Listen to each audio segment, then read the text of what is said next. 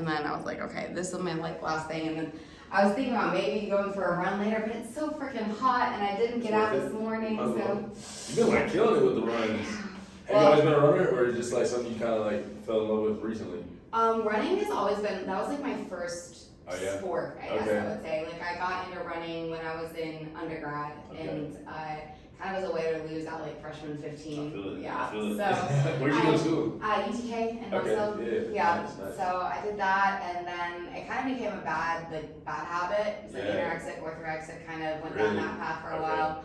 Yep, and then found lifting, and then like the combination of everything. But running has still stayed something that very much is like part of me. So I'm training for an ultra, so that's why I'm running so much. Let's go. Yeah. Let's go. When is that? At the end of August. So well, I'm training for an ultra. I'm training to run my birthday miles.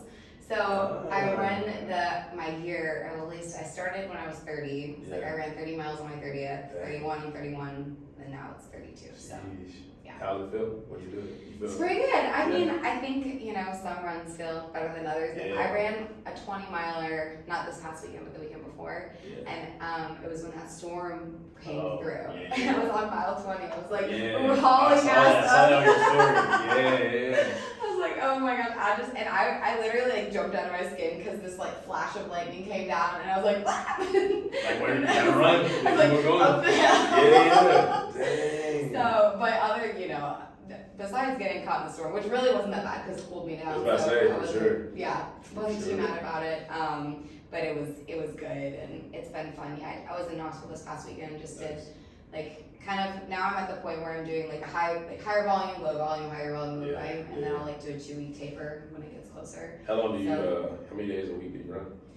Kind of depends, but usually like 3, maybe 4, but it probably averages out more to 3. Like try to do like 2 medium runs and then a long run. If I can get 4 days in and I do another day of like maybe some intervals or something, but I'm really not good at doing intervals. You don't like them? I don't know why. I think because it's like, yeah, think about it too much. Yeah, running for me is like meditative, and it's just like I just get in the zone and just go.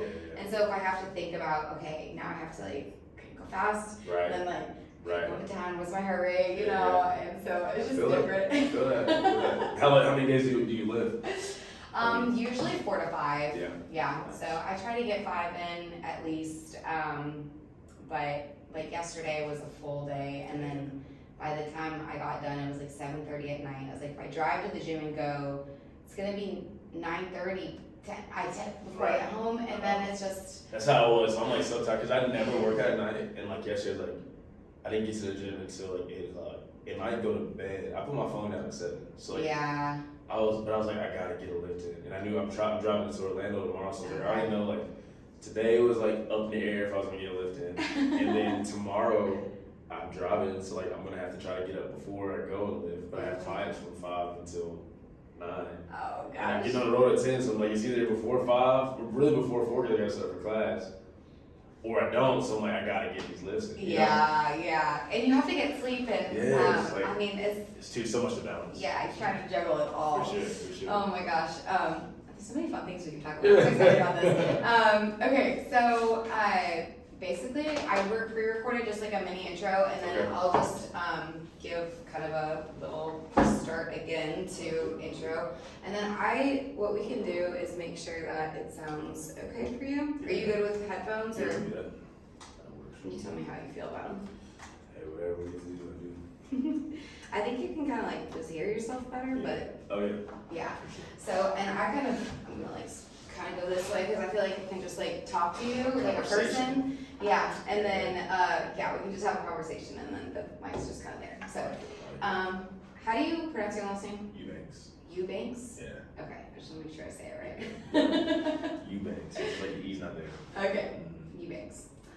Great. So we'll get it started, and then basically we'll just chat. Do you have to be gone by 6? You said, or no? I told I scheduled a client at 6 yesterday, but I forgot I had this, so I told him, I said, if you don't hear from me by 5:30, they just cancel. So he's not usually on Tuesdays. We usually do Monday, Wednesdays.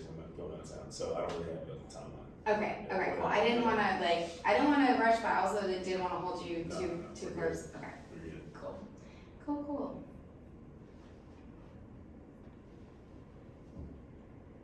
All right, guys, we are back with another episode of the Human Health Collective. I'm so excited to be here with Darryl Eubanks today. And yeah, thank you so much for coming in and chatting with me. We were just chatting before this all started, and I know we've talked a bit. You've been on one of the panels for the Health Collective, but give people a little bit of background about who you are, what you do. For sure. That could be a long story. I know. That's okay. I like long stories. For sure. So, I mean, I guess in the gist of it, I always tell people I'm a military brat. So, pretty well traveled growing up.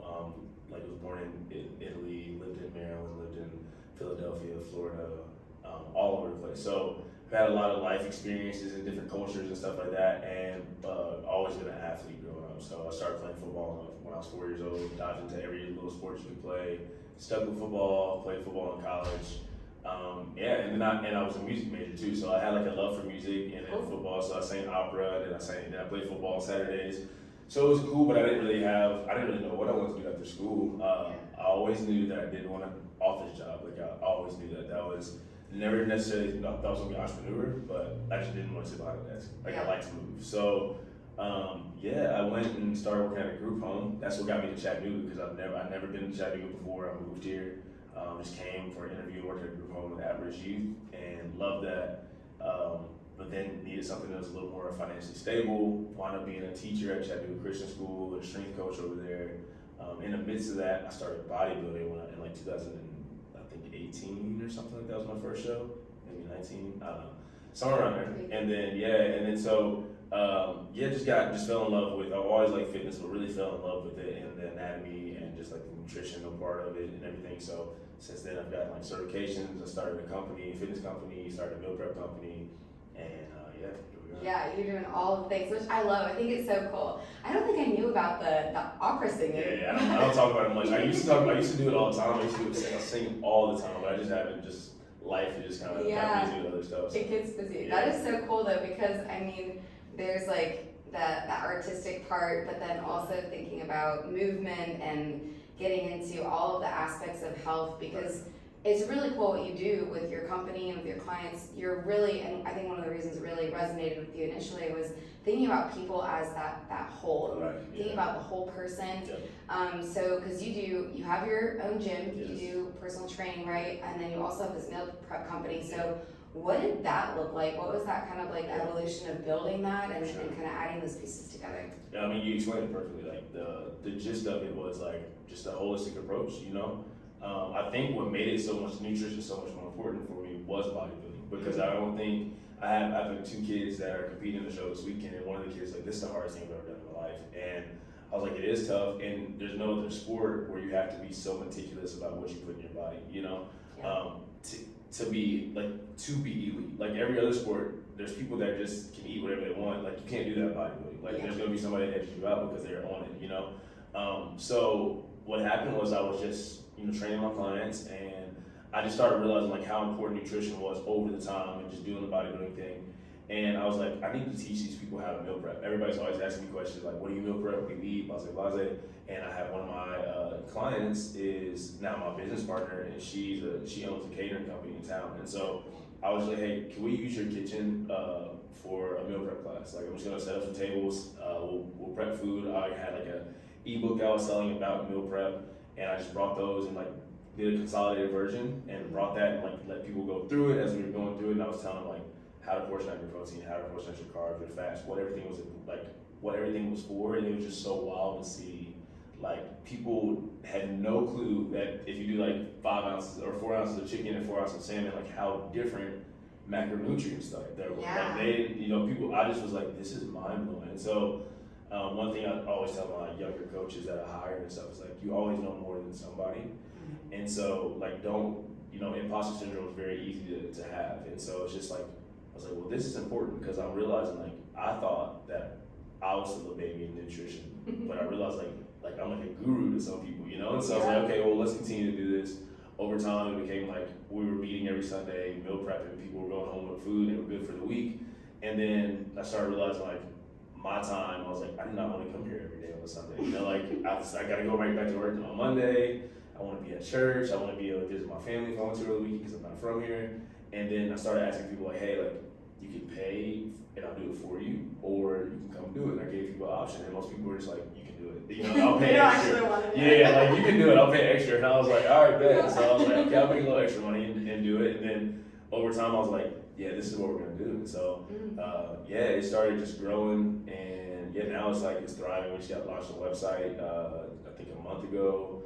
Got the menu like pretty much set in stone, so we just did like a rebrand. So yeah, it's going really cool. That's so cool. Yeah, I mean, so I competed in bodybuilding as well back in the day. I did just one show, and for me it was kind of that like mental test of like, okay, can I do this? And the nutrition side of stuff, like that is the hardest thing, 100%, because it's a mental game as well as everybody's so different with their nutrition, and I was doing a competition where there were other girls who were also doing figure and bikini, but we had the same coach, but our diets looked so different. And like the way that my body utilized carbs versus fats versus another girl was so different. And I, had a lot higher carbs and lower fats, and she did really well on higher fats and lower carbs. And it's so interesting, and I think for me as well, working with people, it's always so mind-blowing a little bit, because I think I am so much in just the fitness world that people don't understand what macros are. Yeah, I know. Like, I think it's you feel like it's just like this thing that everybody should know. It's like knowing how to tie your shoes, but like you realize that people just don't see nutrition that way, and that's not how we're taught to see nutrition. But I saw this like funny Instagram reel the other day. It's like, he was like, this dude was like acting like his food was like money, and like, so he was like, oh, I can spend $700 or 700 calories on this like McFlurry from McDonald's, or I could get like, 200 calories from this chicken, broccoli, and rice and be all right, so I think people don't really realize like how different and how like there's just so much detail and intricacy to nutrition, but it's also really simple. And like, I think they're just finding out how to like make that and put it in layman terms for people. So that was like the beauty in it, of starting a meal prep company. That's really cool. A lot of people not to think about it, they don't want to, but then I've also like some of the people I've hired, like we're meal prepping, they're asking me questions. So it's like cool to see like it's not just a company that's providing for others, but it's also going to provide internally for like my employees, like because they're just weighing stuff in packaging. They may not know what the macros are either. So it's a beautiful thing. So it's like it's been really cool. That's awesome. Do you guys do, for the meal prepping, is it like custom to each person? Like, do you do consultations with people to figure out their exact macros, or is it more kind of like bulk, like you can pick it up and the macros are all listed? Yeah, so that's how we do it. So it was at first, I had like, when I first started it was very more like, much more curated. But now like what we're doing is, the goal is, and I put the slogan is like results first and convenience second. So we have 3 different lanes of paths that you can choose from. So you can choose like carb conscious, or you can choose the other one's called elite performance or high protein. And so like elite performance is obviously going to be, I say obviously, but it's more carbs. So it's like really fueling the body to be able to perform at its maximum potential. And then like high protein is focused on protein consumption. And then carb conscious is typically for the person who's like more susceptible to carbs. And so we have those 3 choices that people can pick through. But then also we have 2 different like kind of paths before that, which one is coaches bundle. So I'll create a 3-day breakfast, lunch, and dinner, or 5-day or 7-day, whichever one you choose, breakfast, lunch, and dinner that's already set up by me, the coach, or you can choose a mix and match. So like it could be a little bit curated where you get to feel like, oh, I'm choosing this for what fits me, but also it's not like, oh, like you log in your meals. But something we're working on that's really cool, just to like kind of put it out there, is creating a system to where people can log in like their stats. So like they can say, I'm trying to do this is my focus, this is what I'm gonna do, and it kind of pops up like, if this is what you want to do, these are the meals that you should get. So it'll be a little bit more curated. It'll feel that way, even though it's not like, oh, we're making different meals. Like, hey, but these are the meals you should probably get, or the macros that you should stay within when you're choosing your meals. That's so cool, because I mean, there's a lot of different things, but with AI, you can do so much, and to be able to like have somebody put in, their activity level, what they're doing, what their goals are, food allergies, whatever. It could be so many things, 100%. And then be able to pop out like, okay, these are, and then AI taking that, comparing it to what you guys offer, and then being able to say, hey, these are actually the ones that are going to best suit your goals. Exactly. That's so cool. So that's like our next project. That's where me and my web developer are going to. So that's amazing. Yeah, it's really cool. I don't think there's anything like that in chat. So I'm excited to see like how it works and how I can like make it pop off. So yeah, that's super cool. I mean, there's so much there, and like thinking about how you're able to help educate people while also providing these like healthy meals and having people be able to find that. And something that you said that I think is really important for people to understand is carbs are so important. Yes, I know. Because I think that we get caught in these kind of diet schemes or diet fads, and you know, people will say, oh, you know, carbs are bad for you, aren't they? And it's like, okay, well, not inherently, no, right? Like there's no food that's just like inherently bad for you unless you're allergic to it and it's gonna kill you. Yeah, 100%. But I think that it's important for people to understand that. So how do you sometimes explain to whether it's, you know, clients or athletes that you're working with, how you really need to, how your body is using that fuel and what it really needs to operate at like an optimal performance? Yeah, I kind of just tell them like, I always try to give people like why we use certain things. And so the way that I like talk about carbs, I kind of use a fear factor, but not really. But you know, I'll tell a lot of my clients, because I have my first class at 5 a.m. A lot of people come in fasted and like won't eat. And I'll tell a lot of my females, because there's a lot of females in there, and I'll tell them like, hey, like you're hurting yourself. You're not helping yourself by doing this. And I'll like, you know, preach to them like, hey, this is when the carbs are super important, you know, like before you work out. I also like really try to tell them like, that's like your main energy source to your brain. And so like using that, you know, like I'm like, are you feeling like foggy throughout the day? Like what are your symptoms throughout the day? And like this is probably why, you know, because you're eating too low in carbs. So I really try to teach them like the importance of it. Hopefully it's like a little bit like, oh dang, I'm tripping. You know what I mean? Like and it's a little bit of fear, but then also like they feel comfortable. Like now it's like I know I need this. It's not just like something that like I could have, like, you know, I need it. Now it's just like, you know, deciphering which ones are the ones that are more optimal versus less optimal in different spaces in your day. So, and then you have the protein, like everybody knows like, oh, it's the building block, like, you know, it's gonna be good for your hair, skin, nails, like, you know, build muscle. And then I really try to preach fat, like that's another one that's kind of been weird too, because like you think fat, like you hear fat, so you think fat, but it's like, it's so important for your hormones, you know, it's so important.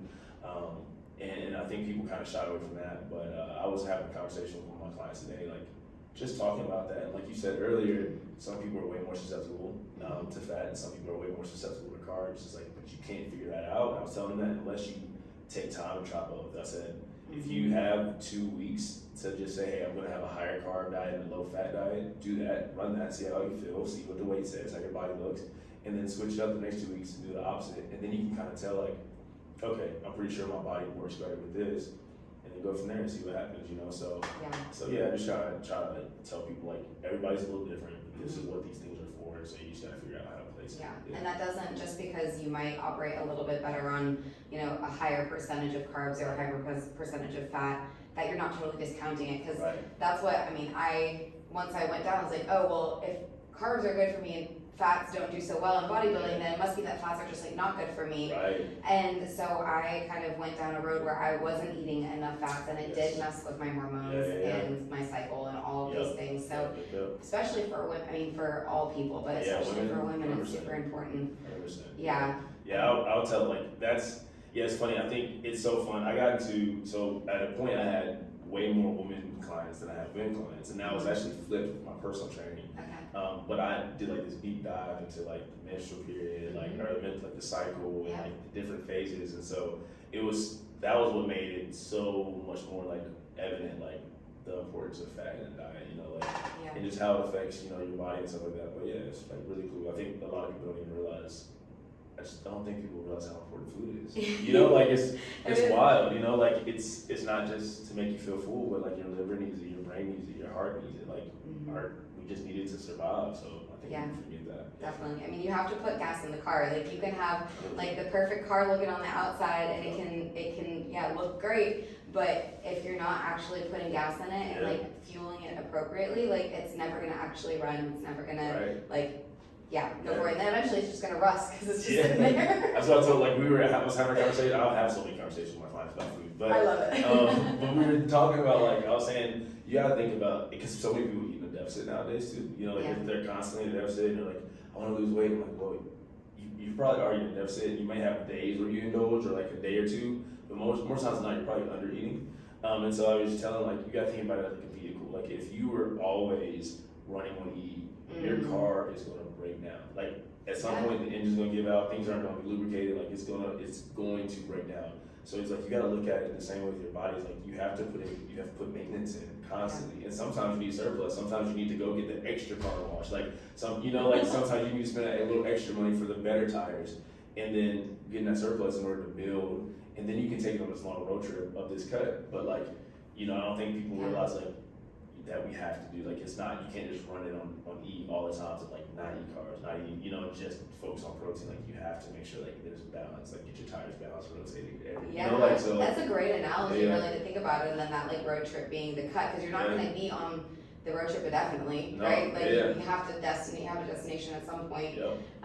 So that is a really cool analogy. When you are working with people, how do you sometimes coach them through? I know again every person is different, but if somebody has been in like they've been in a deficit, or you start having them log and you realize that they have maybe been in a deficit, how are you working to maybe reverse diet, and kind of like a fad word, but how are you working to reverse them out of that and then help them still meet these goals that might be aesthetic or strength-wise, that sort of thing? So I kind of like have this blueprint that I use where it's a 16-week blueprint, and not to give away all my secrets, but you don't have to give away your secrets. I'm just curious. But I think most people would use this. I don't think it's anything like crazy, but usually like I'll have people like, first of all, they'll log. Let's figure out where you're at. So I don't really like to go ahead and like put people certain places like right away. So I like to collect a little bit. So I'll take like a week or two and just have them try to figure out where they're at, what they're doing. Based off that, if they're under eating in a deficit, then we will do a reverse, but we'll inch it up. And so I'll say, hey, like what I want you to do is I just want you to focus on protein. Let's make sure we get protein and let's hit this many calories. I don't care how you get it, as long as you get your protein and your calories. And we'll do that for 2 to 4 weeks. It just depends on the person. And then once we get that locked in, I'll have them start to track like everything. Like this is around about where I want you to be with like carbs and fat. Let's do that and get this many calories, and we'll slowly bump that up as I see them able to like handle a little bit better, and like their weight staying in a good place, they're feeling good, sleep's good, everything's solid, energy solid, bowel movements and everything like that. And so we'll kind of go through that, and then in the midst of that, so they have a little bit of like livelihood, like can be human. Like I would say like the first little bit, let's say like 4 or 5 days of tracking and take 2 or 3 days of no tracking, and then like we'll move into like, let's do 5 on, 2 off, and then 6 on, 1 off, and then 7 on and like 2 free meals, and then 7 on and 1 free meal. So we kind of just work it up to where it's like, let's get really diligent about this process, but not like overload you. And it also depends on the person. Like I have some clients who are like, no, let's just do it. And I'm like, all right, let's run it. And if they prove to me they can, it's like, I'm not gonna like hold you back from just going for it. But most people need that kind of like build up, to kind of figure it out. But I have a lot of people that like they just can't do it. It's like, and it's frustrating for me, especially like the GLP-1s and stuff like that, So it's super, super frustrating for me, because I think a lot of people do feel like they've really actually tried to do everything.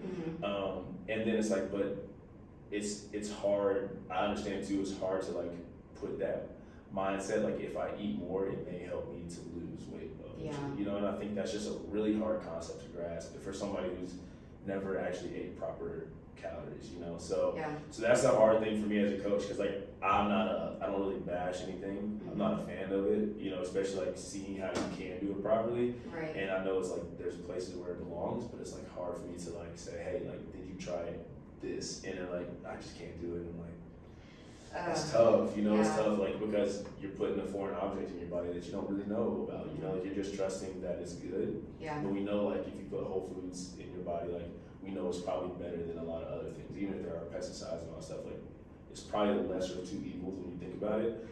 So like just trying to that's the kind of like the place I'm at right now with a lot of my clients is like trying to just give them like just the hard truth. Like, hey, like I care about you. I'm not saying this because you shouldn't. Like I'm not gonna judge you if you do that. And like it's my job as a coach to be well versed to know like how to, if you decide to take a GLP-1, 2, 3, or whatever, like I need to know like how you need to train.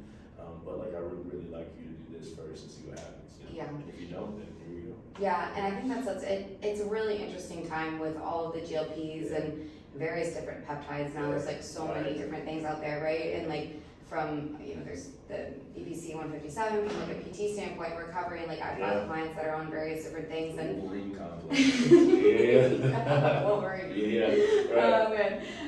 But I think when somebody's like just decided that they're gonna do this regardless, I think that the way that I've kind of gone about educating with people too is that, okay, well, this then gives you a really great opportunity to have maybe less food noise, maybe there's less things, but it doesn't give you free reign to just be like, oh, I can just go eat whatever I want and now I'm on this drug, and like you're not learning any habits. So let's take this opportunity to where you're now feeling like you don't have as much food noise or maybe as many sugar cravings or things like that, and teach you how to meal prep or have you know and understand more about what macros are and how to feel your body. So yeah, it's an interesting duality. Like, I don't know. I have mixed thoughts, and I think that we're just gonna kind of see how everything pans out over the next like 5 or 10 years. Yeah, when my coach was like, I asked him how he thought about it, my bodybuilding coach, because he's on steroids, and like, so I'm a natural competitor, and like, I don't really have a problem with, I wouldn't say I don't have a problem with steroids.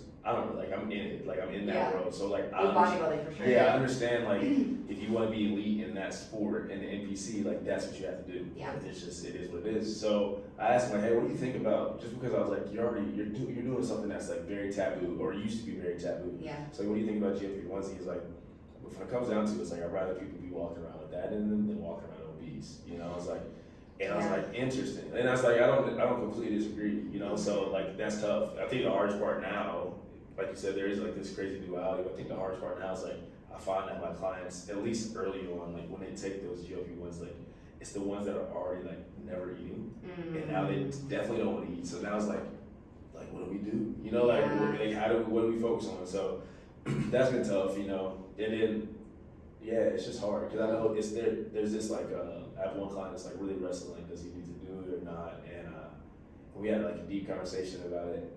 He's like, you're gonna be disappointed. I'm like, I'm not gonna be disappointed. You know, I'm just like, have you tried everything? You know, and so we had that heart to heart, like, have you done this? And I said, if you can literally look in the mirror and say, like, I've done everything that I'm gonna do, and I'm cool with like taking this. Like I said, it's not my business, it's your body. You know what I'm saying? But at the same time, it's like, I'm your coach, so I do want to know and be aware.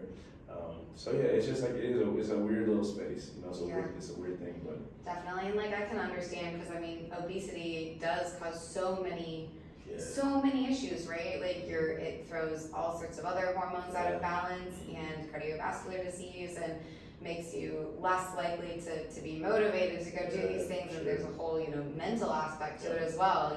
So I can 100% sympathize with this area, but again, I think it is important as a coach to have those conversations, those like really tough, sometimes hurt with people, and have them understand the full picture rather than just the glitzy, like, oh, I'm gonna lose weight really fast or something like that. And then some of them don't. I have a client, she hasn't, but she's lost a great amount, but it hasn't been fast, so it's been, she's also done a really good job of like really trying to implement those skills that we were talking about earlier. So it's tough. It affects everybody different, and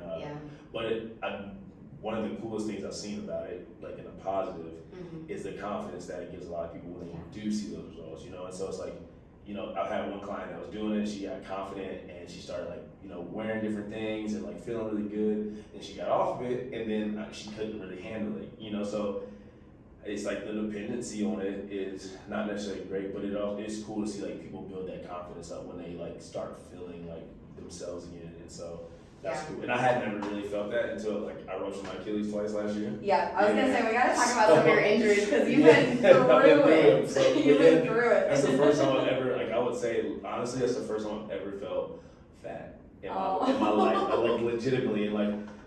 And so it gave me a whole new perspective on like being overweight, and then I also wasn't moving well. So I was like, man, like I understand a little better, like when people are overweight and like they don't want to do anything. Like I didn't want to go anywhere because my clothes didn't fit the way I wanted to fit, I just didn't feel comfortable in my own skin. And so it's like, I can really understand like why somebody would be like, if there's this drug that I can take that's gonna make me lose 20 pounds real quick, let me get that. You know what I mean? So I can empathize, especially if somebody's never been there. Like I knew the process. I knew I would get it off as soon as I wanted to, or I could, So like that thought never crossed my mind, but I can understand if nobody's ever put in that work to do that, and it doesn't really know how to. it's hard to trust that, you know, something I've never done is going to work, you know. Yeah, so. 100%. And maybe those people haven't had the right guidance or the right coaches in their past to lead them in the right direction. So, sure. Yeah. Okay, so you, 2 Achilles. Okay, one, what happened? Yeah. And how has that been, and kind of where are you now? Because that's a journey. Yeah, it's been, I'm not even a year from the second one yet. I'm a year in a couple of weeks from the second one. But yeah, the first one, I was playing wall ball. Okay. And it was my first time playing wall ball since I was like in high school. I'll tell you what happened though. Oh, no. Now that part, I'm not a runner. I do like running. When I get back to it, I want to run like 5Ks. Okay. I did a half marathon on a whim, pretty much. Oh wow. Yeah. So I would not recommend that, people. yeah, don't do that. But I mean, You're athletic though, so you can kind of get away with it. I wouldn't say I kind of trained. I'm not even gonna say I'm not even gonna act like I did. But I ran 5 miles once or twice. Okay. I ran 3 miles probably 3 or 4 times. I ran a couple 1 milers, maybe like 5. So altogether, I probably ran like, I don't know, 20 something miles to get ready for this half. And so I ran this half marathon, and that was in February. And I ruptured my Achilles in April, and I feel like that probably had a little bit to do with it. Like in my grand scheme, the grand scheme of things is like, I feel like it's probably on its wit's end, but then like to put all those miles without ever doing that and building up properly, I just don't think my body was like. Yeah. Were you feeling it in the race? No, Oh, really? I didn't feel anything until, that's why I'm like, that had to be something that I was like, there's had to be maybe a little, I didn't feel anything, but I was like, maybe there was something, like, it just couldn't have happened, it just ran, I don't know. Yeah. But I went out there and played wall ball, and when we first started playing, I like made a little cut, and I felt my ankle feel weird. And I've never had Achilles, anything, so I just was like, but I've had plenty of ankle things, I've broken my ankles, and I'm just all messed up. So I was like, yeah, that felt like my ankle, so I just tied my shoes up tighter. and then, I don't know, it was like towards the end, maybe like the last game that we were playing, I literally just like went to pick up the ball. Like, I don't even think it was in play anymore. Or it may have been like just out of play, like it was, you know, it wasn't really anything crazy. I went to pick up the ball and it just popped, and I heard it. It was a loud. I've heard it's like a gunshot, like just like going off. Oh my gosh. It was real loud, and I thought it was I thought it was like because I stomped my shoe hard, but then it also feels like they say it feels like somebody like shot you in the back of the leg, or like somebody stepped on your shoe. And for me, it felt like somebody stepped on my shoe, and I didn't know any guys that I was playing with except for one. It was one of my clients that invited me to come.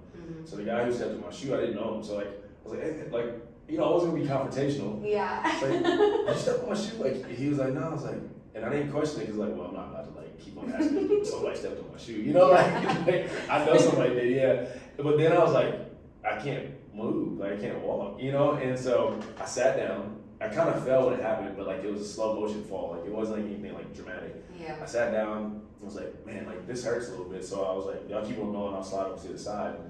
And I didn't know anybody, so I wasn't about to be like boo-hooing or acting like, I wasn't acting tough, but I also wasn't like, I wouldn't want to like be a buzzkill to the game going on. So I just slid to the side and was chilling, and then they stopped the game after a second or whatever, like, hey, try to like point your foot. And so I tried to point my foot, and my foot just dropped. Oh man. And I still didn't know. Yeah. I had no clue. So I just never paid attention to Achilles. Like I didn't even know how bad the injury was. Like my brother did it, but I don't know, something about it like that. I just never paid attention to it. And so I tried to stand up. I couldn't walk. I was like, oh wow, this is pretty serious.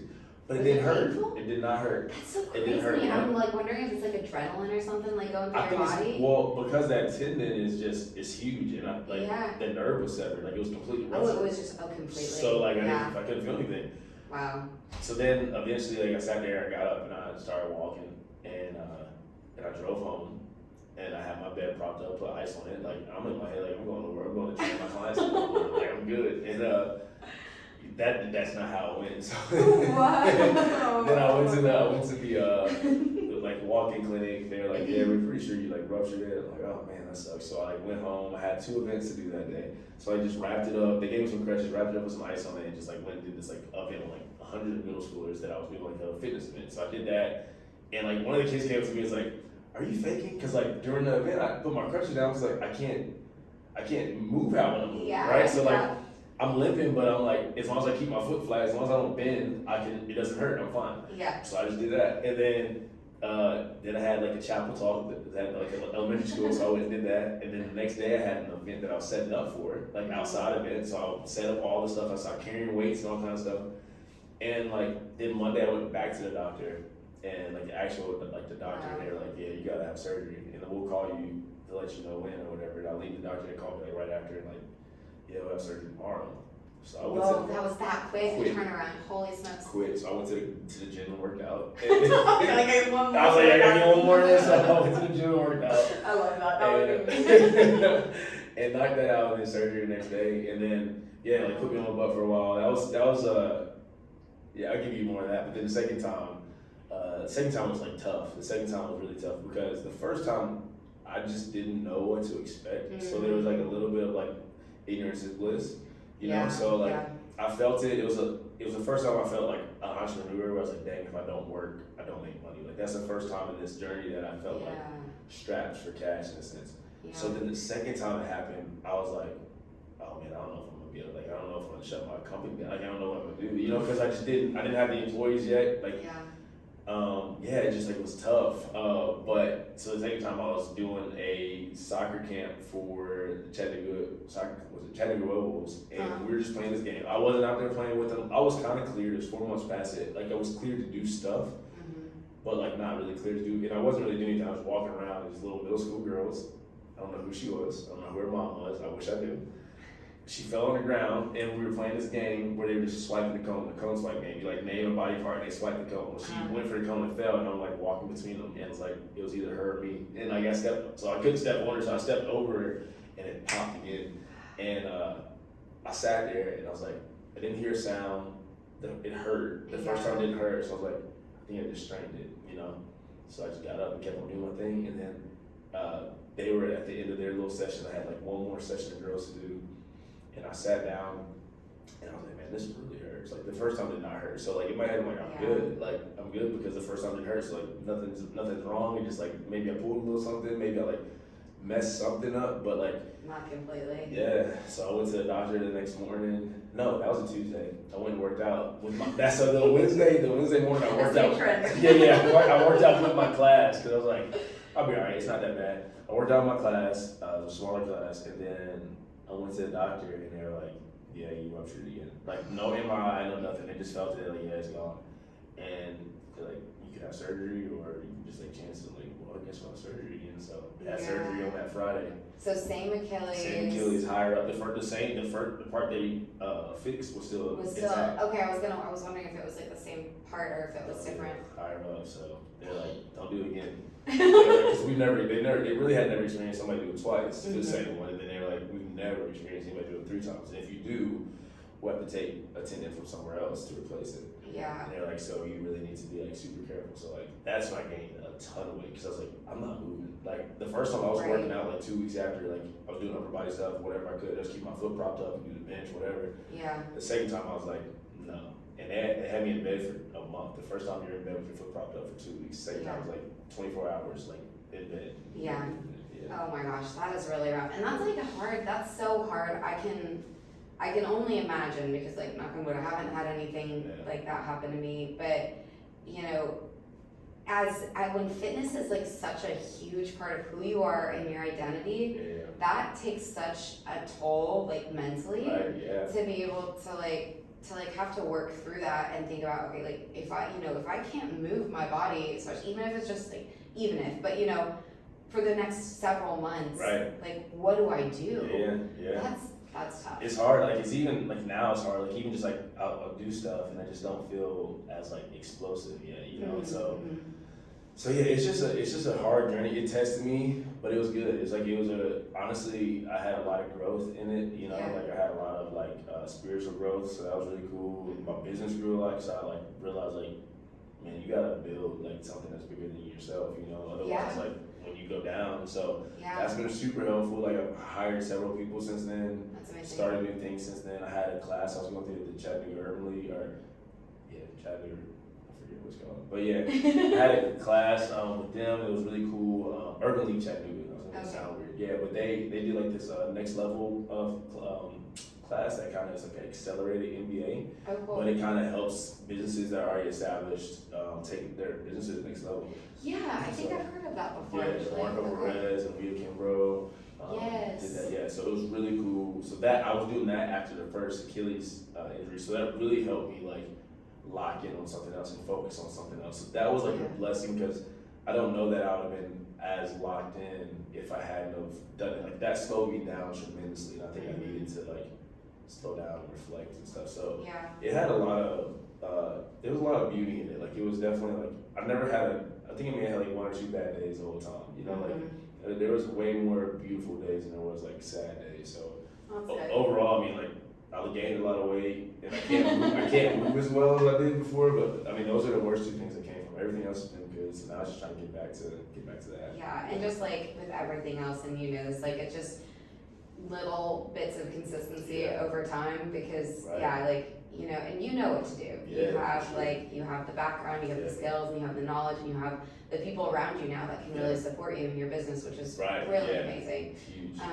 That's something. I was at this retreat in Greece in May, and that's something that I kind of, you know, you hear all this stuff about business and you can know it, but it doesn't like resonate with you maybe in a way that you haven't, because you haven't experienced something that makes it resonate. And so one thing that kind of I was thinking about, there were a couple clients that kind of got pulled out from underneath me over the course of the last several months, and I was just thinking I need to start acting like a CEO. Like I need to start acting like a CEO of a business and actually hire people to do these other things, because then I'm caught having to do 1,000 different things. And don't get me wrong, I actually really like doing a bunch of different stuff, but it makes me way less efficient and way less able to actually grow something that's sustainable. So that was a really interesting kind of, I don't know. That was the same, light switch. Yeah, it's the same thing I experienced too. Just like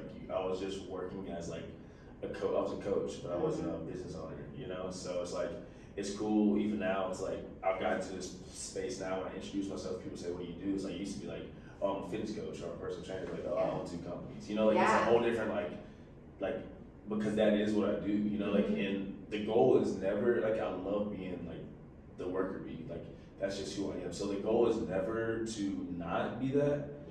But the goal is to not have to be that, you know, like, it's like right now it's like I have to, like it's still in the midst of, I still have to grind, but the goal is to like do it because I want to. And I've also realized like the more time I have to like perfect my craft, the better I feel about like what I'm able to do. So like, even if that meant I have a lot of people working for me and I have only select few clients or classes that I run, like I can spend my extra time networking or just going to seminars, learning more, being better at what I do. Then I can step into another season of being like more grinding, then go back to like, it gives me the ability to do that. Right now it's like, I mean, I gotta grind. You know what I mean? Like if I want I'm there too. I'm like, we're grinding, we're in grind mode for 100%. sure. So I mean, it's a beautiful thing, like realizing like, you have to like flip that switch, like you said, so like you are the CEO, like you're the person that calls the shots, like you're the person who's like, if it's not for you, then who, like, you know, so. Yeah, that's so cool. And so, like, with all of the classes and everything that you do, you have classes and you also have personal training. What does the structure of your class kind of look like? And then I'm sure with personal training, there's a lot of different things there too, but so we have 3 different classes. We really have 4 pillars. So there's personal training, then our morning class it's called the 5 a.m. function. And so like the whole point of it is at 5 a.m. it's like functional movement. So kind of like the motto is like move like an athlete, look like a bodybuilder, move like an athlete. So like that's kind of more of our bodybuilder-esque kind of class, but we do functional movements. Like this morning we had squats, but then we also have box jumps, you know, like so we had like hip thrusts, but we also have pistol squats. So it's like functional movement, but it's also like we want to also build the body to look the way we want it to look. And so that's more like the general pop kind of class. Somebody could like come in and do it. Then we have at 12:30 Monday so the 5 a.m. functions every morning. The 12:30 to 1:30 is Monday, Wednesday, Friday. We call it the athlete lab. And so that is more of like an athletic base. And so we do more like Olympic lifts in that class. We're doing more things like more box jumps, ladders, lateral movements, pogos, A-skips, you know, things that are making people feel like an athlete to prepare them to do like a Spartan race or to do like the Apex competition or even a high rocks competition in a sense. And then our last one is the meltdown, and that was Tuesday, Thursday nights at 6:30 and Saturday at 8 a.m. And that one is more of like the endurance, like work capacity, so like building your engine. So we have Tabata Tuesday, and that's like more of our engine builder. That's going to be more like a Spartan race, high rocks, like kind of like mix. And then Thursday we do an AMRAP. It's going to be really more focused on like high rocks kind of movements and things like that to prepare for that. And then Saturday is our EMOM, so we do a lot more running on those days. where it can kind of prepare you for like a 5K or, you know, not necessarily prepare you for a marathon, but like it can build up that engine in order to be able to like, okay, I can train for this, I'm capable of doing this. So yeah. Okay, super cool. It's cool that you have all those different categories and the ability for people to kind of get into, you know, whether they have a certain rhythm with the 5 a.m. club kind of, or the various different throughout the day. So that's a really cool way to set it up and have people do that. Do people do the classes and then also personal train with you guys as well? I don't have anybody that does that. I mean, you can. I've had people do that in the past. But yeah, I don't have a lot of people that do that. I have like one girl that's done it in the past, and the way I used to have it set up is like you pay for classes, you can do every class. Now it's like you kind of pick your class. So pick your lane. You pick your lane. Now you can cross over between like the 5 a.m. function and the meltdown, or the athlete lab and the meltdown. But the reason why we do that, because one of the biggest like pillars of still life athletics is community, and so like I want people to, and because of the way that we program, so like we program for progressive overload. So it's like if you're flipping a flop between classes, then you're never going to see the results of this class. So like you're never going to really get what you want out of this class, and now you're just working out. You're not training, and we don't work out, we train. You know what I mean? So it's like the goal is like to find your lane, build that community, but then it also builds this like bond to where it's like if somebody's not there, you know, like, oh, they're not just going to the other class, like where are they at? Like people are hitting them up, people are asking me, like, so it keeps me accountable to reach out to my clients. It also keeps like everybody else accountable because the people are looking for them, checking in, making sure they're good. And then eventually, as everything grows, I want to do like competitions between classes. So that's like that's my big goal, is to have like, where we can have like, you know, monthly like competitions, whether it be like step competition or like we show up on a Saturday and do like a water balloon fight or whatever. You know what I mean? Like, but just stuff that's like, it builds community. It's like, this is our umbrella. Like, Still Life Athletics is the umbrella, but like, you are part of this. Like, this is your community here within Still Life Athletics. Yeah. I think that's really cool. I mean, community is a huge part, and I think it's something that it's been a word for me that I've been focused on for the past like couple years, but it's been just more and more evident how important it is for people to have that sense of community and where those communities can manifest themselves, and like having that in a fitness class. And I mean, I teach at Common House here, just do like 1 day a week training for them, but it's like, you know, where'd Sarah go? Right, 100%. Where's Liz? She hasn't been here in a week or two, and it's like, you know, where are you, Liz? Exactly. So it's cool that people really keep each other accountable for that, 100%. So then when you work with people in the personal training realm, I mean, I'm sure you're kind of going through and finding out their goals and stuff, but give everybody a little bit of like, what does that process look like? Like, how do you kind of work with people? So I always tell people, like, I'm not a weight loss coach, so like, that's what I lead with. I always tell people, I would want to train athletes, and it's not necessarily be like you have to be a sports athlete, but I just want that athlete mindset. Where like I'm coming to be better, like this forever athlete, like somebody who wants to be disciplined, somebody who wants to be coached, somebody who wants to be given like the hard truth, like. And so and I have a guy, I was about to say a kid because he's in his 20s, but a guy, I have a guy that came and spoke to me the other day, and I was kind of telling him about like how we pursue personal training. And it's like the first thing is always health. Like that's our first goal. So like no matter what anybody's goal is, like I would tell them like, these are my goals for you. I want to hear their goals first, but my goals are always going to be in this order. And I can adjust how we need to based on what you tell me, but it's always health first. Like that's not changing no matter what you tell me. Like we're going to get your health first, right? And then secondly is I want people to be able to move well. So like that's our second thing. Third thing is I want people to be strong, and fourth we're going for aesthetics. And so it's like that's the order. So like I know a lot of people are like, well, I want to tone up and I want to lose weight. Like that's everybody's goal, right? And so it's like, but if you can do those first three, that last one's going to help. It's going to happen, you know. And so that's kind of how I approach it.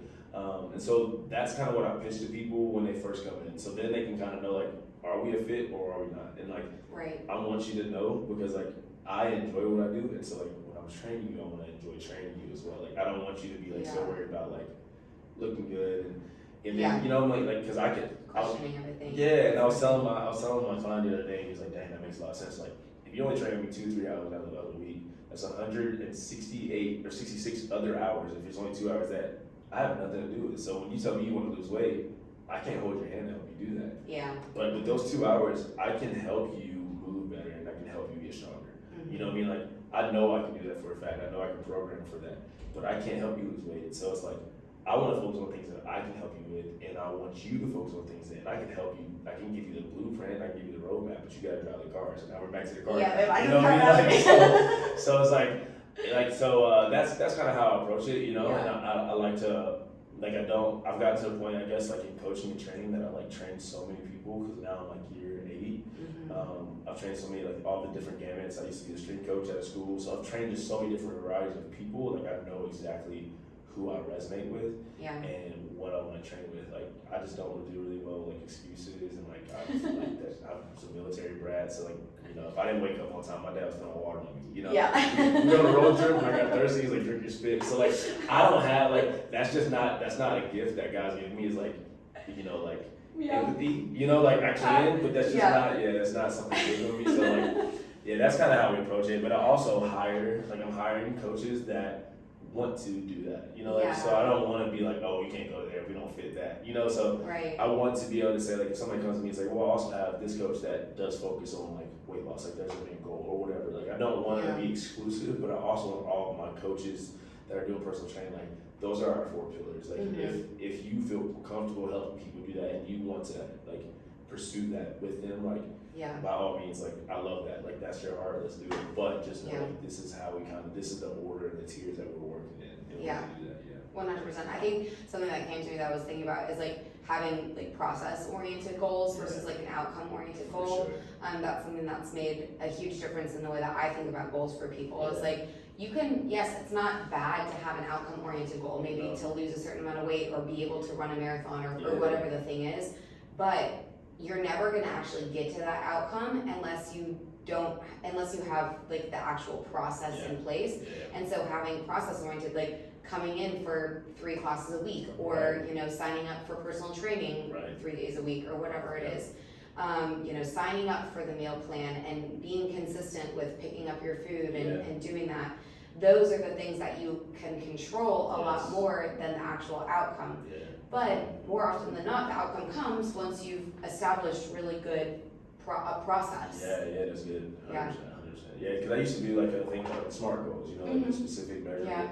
So like that sense of like having something that you can actually like bite into, instead of just saying like, hey, I want to lose 30 pounds. Like, okay, well, how are we gonna get there? Like, what are the steps? So I think that's huge. And I always tell people like, also you got to know your why. Like, if your why is not big enough, then we're not gonna get there. So like your why has to be bigger than your reason, any excuse, any feeling, you know, and really like take time to wrestle with that, you know, because that's your motivator. And if you know your why, then it doesn't matter how good or bad of a coach that I am, or like how accountable or not accountable I hold you. Like if your why is big enough, like you're gonna make it happen. You're gonna ask me like, oh, we're out of town this week, can I come in this day? Versus like, oh, you're going out of town, I'll see you next week. You know what I mean? Like, exactly. And there's a difference, and like I can tell those clients who really are pursuing something that they say they want to pursue based off how they interact, and like, you know, like if I say, hey guys, I'm going out of town for this many days, like hit me up, let me know, you can train me, blah blah blah. Like nobody says anything, but the ones that do, like, okay, I know which ones are gonna text me that. Exactly. So it's just finding those. That's how we gotta do personal training. But just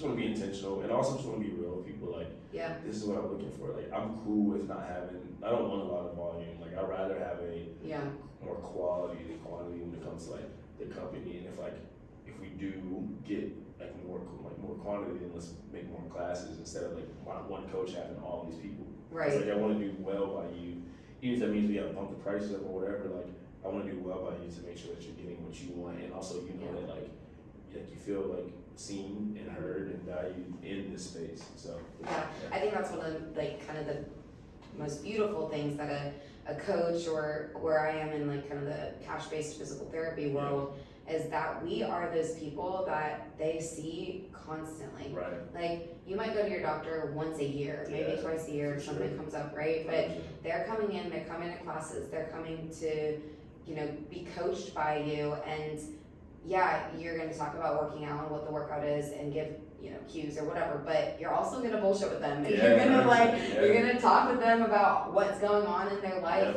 And I think that is one of the coolest things about being a coach, or being somebody who's really a consistent force in somebody's life, because you can really create change. That's what somebody asked me that the other day. It's like, how do you hold somebody accountable? That's a personal training class. Like, well, we just built this. There's a relationship that's built there. So like I don't just walk in and just be like, boom, boom, boom, this is what I need from you. Like Yeah. there's a level of that, but it's also like over time you build those relationships where like they know that you have their best interests at heart. So everything you're asking for them to do or even telling them to do, like it's coming from a place of like care because like you've had those moments, you put in that time, you deposit into the love bank, you know. So like now you can like get those withdrawals and stuff. So yeah, it's really 100%. I think it's really important to be able to have, and it comes back to kind of community connection and having that community with your clients and everything. So yeah, I'm curious what you're training for now. What are you doing?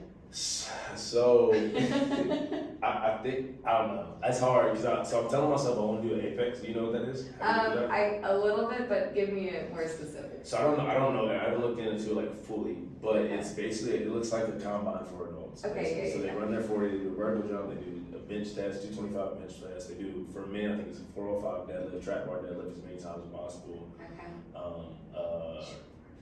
Yes. I'm like, can I do that? I don't know. One day I have to work up to it. And then they do a ball throw, but it just like it feels like me. And so like you know, I see the high rocks thing is cool.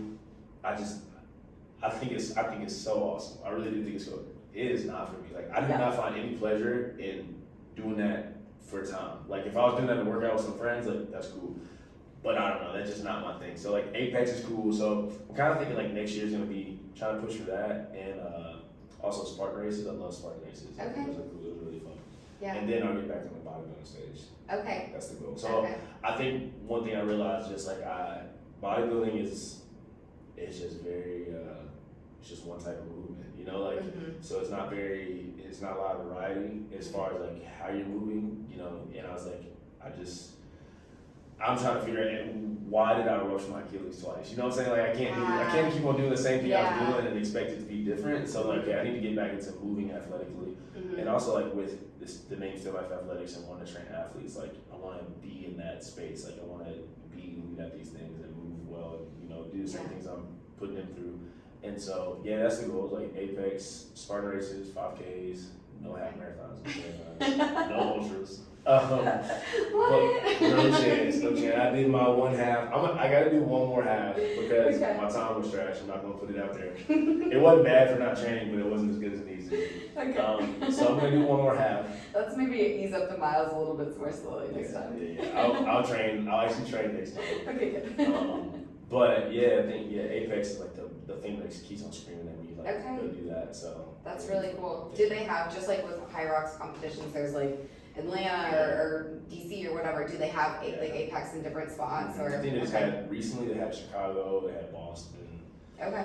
So yeah, it's cool. And it just looks like they meet on like it looks literally just as like I wouldn't say just as big as high rocks, but like the turnouts are crazy. Yeah. The turnouts are crazy. And like hybrid athlete is like the thing right now. But that really feels truly like a hybrid athlete. I think high rocks it doesn't feel as hybrid as that to me. So like when I think about like being strong and being fast and being explosive, like they're doing testing their vertical, their broad jump, their 225, it just feels very much like it doesn't really translate to life. I mean it does, but it's not like you're like it's just different. It's cool. It's different. That is very cool. Well, and it's like, I mean, I should do more plyometrics just in general. Yeah, right. But I'm just thinking from like a bodybuilding background where I was running, and that was, I guess you could, I don't know, think about that as kind of single leg hopping for a long time. Right, yeah. But I like lots of plyometrics, but I should have trained plyometrics. But, you know, in the bodybuilding realm, you're doing a lot of super isolated movements.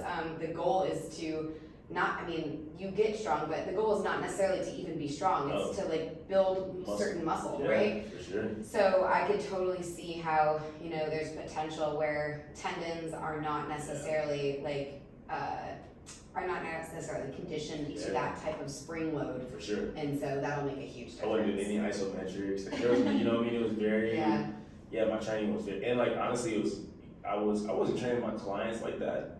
But it was more like that than it was the other way. So it's just like I also realized like, okay, I just need to expand my library because like I don't want what happened to me to happen to anybody else. And it's honestly nerve wracking, like watching people like doing like when asking people to do like pogo hops, like A skips, and it's like I get nervous. Like I watch them like, oh, if they rupture their Achilles. But it's like if they don't do this stuff, then they go try to run this half or do something or whatever, go play pickleball, like it's gonna happen. So So yeah, it's been exciting to like kind of change it up, and I'm super excited to see what I got. That's so cool. It feels with me. That's awesome. And I'm sure you went through a lot of like PT with your Achilles as well. So like how do you think about maybe how your experience in physical therapy, because I'm just curious from my end, and like how your experience with physical therapy went through, and like going through that, and then how maybe you talk to clients about what prehab almost looks like, because that's kind of for sure. It's like the goal. So it's different because like being a college athlete, like I'm used to physical therapy in like in a different way. So it was cool. Like it was very like my physical therapists were awesome. Like they were dope. But it just like I've experienced like a different level. I wouldn't say better or anything like that. I experienced a different level. So, but it was just a reminder that like I was talking to them. It's like just a reminder like you just need this shouldn't just be like if you're hurting. Like this should just be like your life. Like you should visit this and get corrections and see what's off or what's right or what's wrong even before you have pain, just to make sure you don't have those things. So it's definitely helped when it comes to like me training. Like I said, like doing more things like isometrics. Like I've been listening to like a lot of like Keith Barr. He does like he used to be a strength coach at Michigan. He does a lot of stuff like he builds like he like makes tendons and plans and stuff like that. Like he's next level. But so just been doing a lot more like things like that. Being a lot more like I've always had my clients stretch, but just being a lot more diligent about that, and just like asking better questions, you know, like how they're feeling, like where they're feeling, what they're feeling when they felt things. So like I feel like I've always been decent at it, but since then it's been like a lot more like intentional about it. So that way we can do things that even if we don't get to like a lot of strength, like even if that means like we spend 30 minutes doing a warm up and stretching, isometric movements, like it's still a workout, like that's still training, you know what I mean? Because now we're training, I mean that's even probably more conducive to life, because flexibility is availability. So like if you're just pushing weight and get hurt, then that's on me, you know? Well, I mean it's definitely a way to reframe for people. I think I was just having a conversation with a new client that I did an eval with yesterday, and you know, she kind of was saying like she would go into the gym and she likes to go all out, but then she's like laid out for multiple days, and then and then she just like isn't motivated to go back because you know, and then so we're going through and I'm kind of putting things together, and I've come up with her really teaching her the foundations of what she needs to be working on for her body and where her weaknesses are and that sort of thing.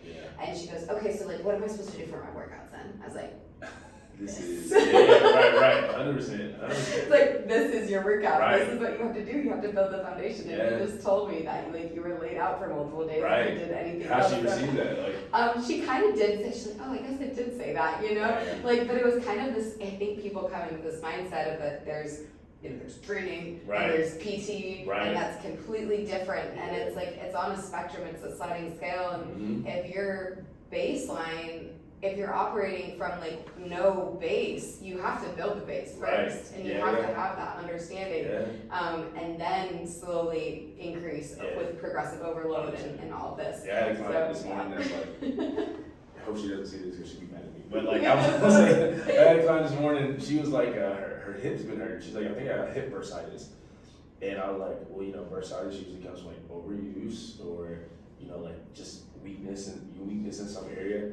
And I was just thinking, like, she hasn't been super, because we do a Wednesday, like accessory work day. We do a lot of like hip stuff, we do glute stuff, we do isometrics on Wednesdays. But we'll also do a really good stretch, like stretch or foam roll, all kind of like stuff for like 30 minutes.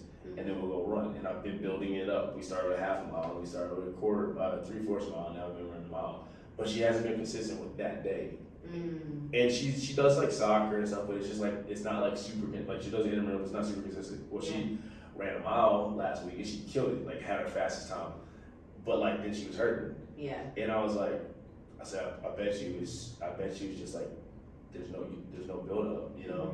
And she's like, well, I do this and I do that. I'm like, yeah, I hear you, but when's the last time you just ran a mile consistently, you know, like at this pace, like you haven't. And so it's like, that's probably where it's from. And so it's like, it tells me a couple things, like we got to get more consistent with this day, you know, and then we also got to be mindful of like how we progress. But I think it's just like me going and running that half marathon. Like I still really think that was from my kid. Like I think that's my but I didn't feel like it was like I couldn't do it, but it wasn't optimal. It wasn't the optimal way to do it, you know. So like looking back, like yeah, how do we prevent this? And I think oftentimes we realize like because we're capable means that we should, but that doesn't always mean you should. Just because you can doesn't mean you should. Yeah. You know, it's like, and I think that's like kind of where a lot of people fall. It's like, oh, I can push my body to this point. But it's like, for what? What's the risk versus the reward? You know? Exactly. So, and I think something from a PT standpoint that I think about a lot is like respecting the actual tissues themselves. yeah. Because muscle, so if you have a muscle injury, like to the muscle belly itself, it takes around 90 days to completely regenerate all of the cells in that muscle. A tendon takes over 220 days. Yeah.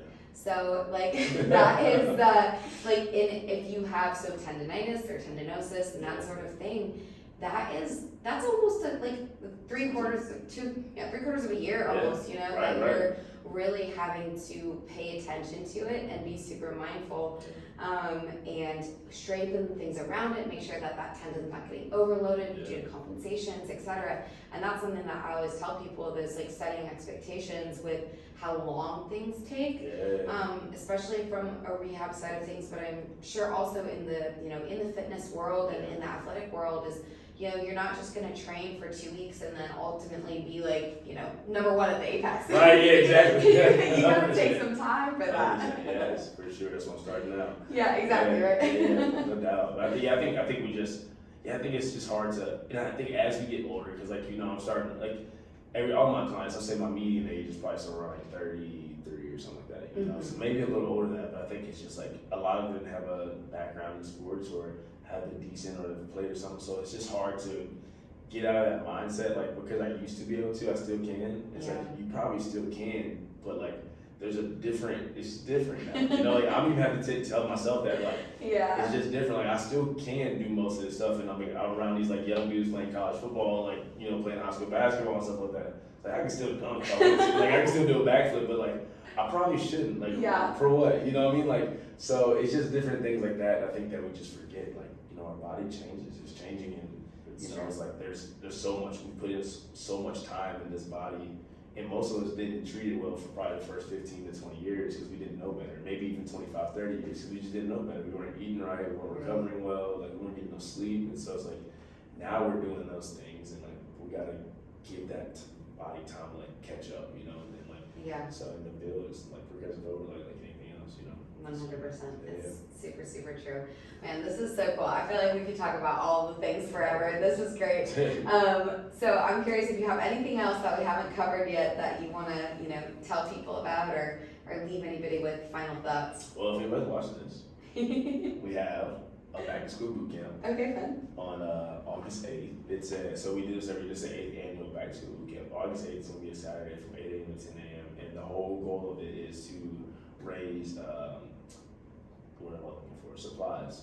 Supplies for school system. So the Hamilton County school system. So we partner with the Samaritan Center and we fill up these barrels. And the way you get into the event is donate 5 school supplies, and then you can come. And all those proceeds go to that's amazing. to the Samaritan Center. So we have a good time. This one probably won't be quite as big as the ones in the past. We usually do like bounce houses and we'll do water balloon fights. We'll have a DJ. We'll still have a DJ. We'll have some vendors out there. I think Base Camp is going to come. They do like smoothies. Trying to talk to just several people just come out, like juices, and I'll probably have some food from True Food, my meal prep company. So so we'll still do some things, but it's a really cool event. We have a really good time. So if anybody's free, okay, gotcha. Yeah. Okay, cool. Well, that sounds really, really fun. And so where should people kind of reach out to you and find you on the interwebs or social medias? Still Life Athletics is you can Instagram it, Facebook. We have our website, so you can find us there. Then the True Food, if you want to order, is truefoodmealprep.com.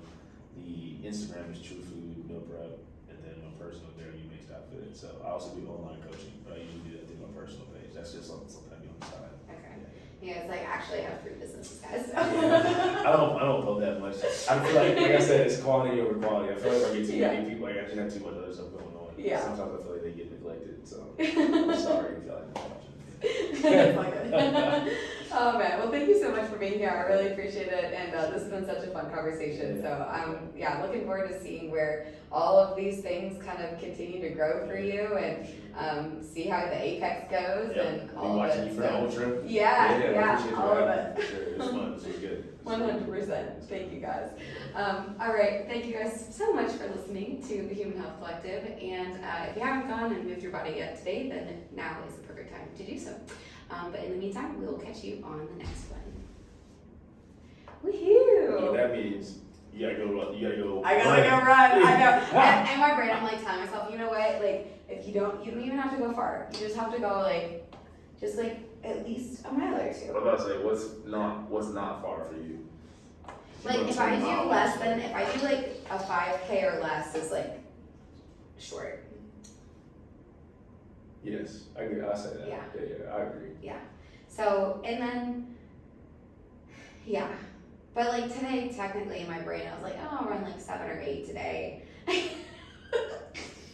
And then like another 7 or 8 tomorrow. But probably what I'll do, because tomorrow's my longer free day, I'll probably run like 10 tomorrow. Okay. And I'll do like 3 today. Yeah. And I'll kind of spread it out a little bit, and then I'll figure out when I'm going to do my long run, because we have our next dance event on Saturday. Yeah, I still want to come. Those look so fun. It's so fun. You gotta come. I love that. I've seen those. I've only been to like one little thing like that, and I loved it. And I've never been back to something like that. Okay, well, if you're free Saturday. I'll be in Orlando. Okay, you'll be there.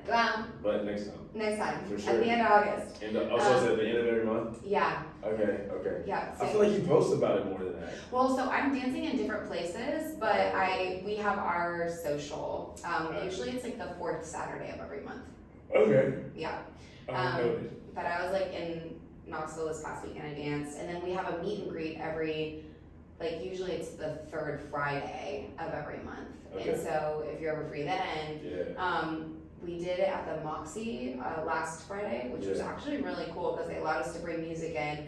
So there's no class or anything, but you can come and just like hang out with people and meet people. And so that's been cool. And then we have our social where we have our class beforehand, and then also all the social dancing. Okay. Usually that's at the end of the month. Yeah, that'd be cool. Yeah, it's really fun. Sounds like a good time. Yeah. I love dancing.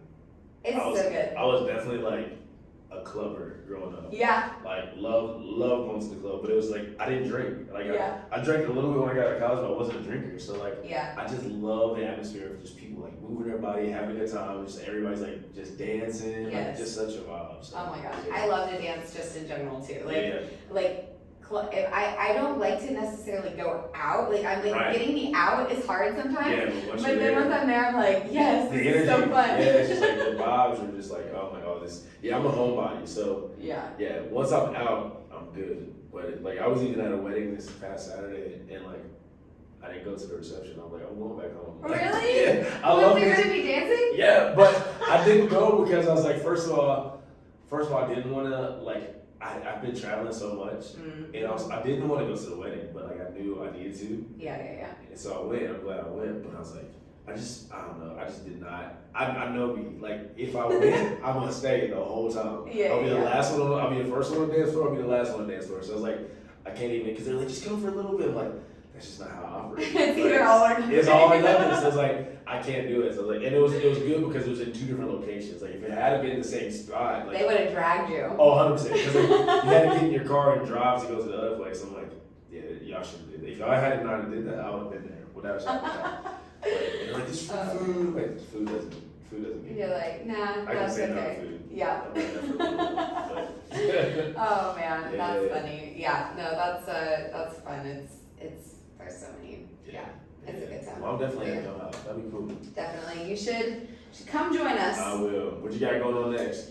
I'm gonna just wrap up in here, and then I've got I'll go on a run, and then I've got a couple I need to check my email.